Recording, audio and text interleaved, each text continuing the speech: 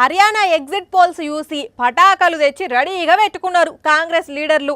డప్పులోలను తీసుకొచ్చిండ్లు, sweet బాక్సులు తెప్పించిండ్లు.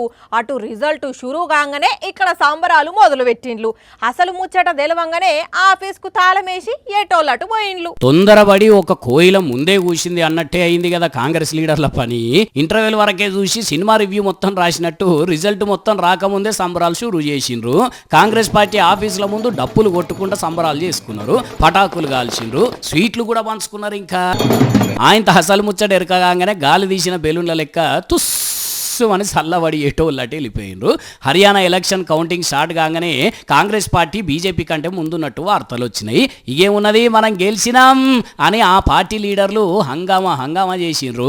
మధ్యాహ్నం అయ్యేసరికి సీన్ అంతా రివర్స్ అయ్యి బీజేపీ గెలుస్తున్నదని తెలవంగానే వీళ్ళ ముఖాలు మొత్తం ఆడిపోయినాయి. పాపం లీడర్లను ఊరేగించేందుకు వచ్చిన గుర్రబండ్లు వెనుకకు మరలిపోయినాయి. డప్పులకు పైసలు ఇచ్చి పంపించేసిర్రు చక్కగా. ఇక మధ్యాహ్నం తర్వాతనైతే కాంగ్రెస్ పార్టీ ఆఫీసుల్లో ఒక్కరు కూడా లేరు. సరే ఇక ఏం చేస్తాం, హర్యానా ఓటే పోయింది, జమ్మూ కాశ్మీర్లో గెలిచినాం కదా అని సరిపెట్టుకున్నారు. మరి ఎలక్షన్లు అన్నప్పుడు ఒకసారి గెలుస్తారు, ఇంకోసారి ఓడిపోతారు. కానీ ఇట్లా ఆట షురూ కాకముందే ఓవర్ యాక్షన్ చేస్తేనే ఇట్లా ఇజ్జత్ పోతుంది అని అనుకుంటున్నారు. ఇదంతా గమనించిన జనాలు